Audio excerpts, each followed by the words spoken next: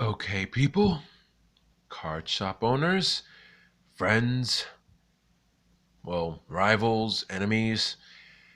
Here we go. My thoughts on the meta entirely of Cardfight Vanguard. Well, how do I sum this up in a few words? I'm starting. Mm, there's a strange disconnect from the desire to actually want to become strong and you're the simple thought that you're already number one. Because like, you're American, right? You're already number one.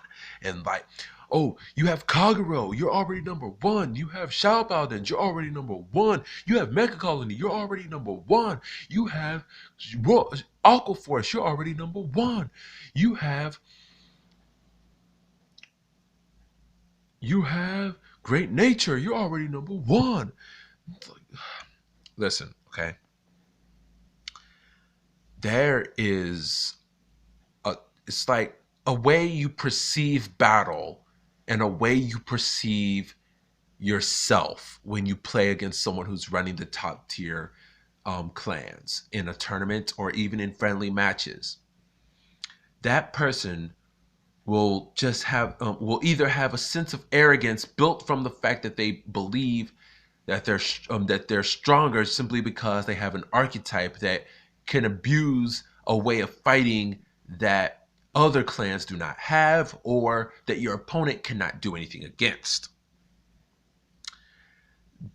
Where originally, when Card for Vanguard was released, players had to struggle to get good. They had to actually want. They have to actually try. They have to, because every archetype had its own gimmick, and it's because of this that, like, since they didn't have that much support back then, that players had to abuse really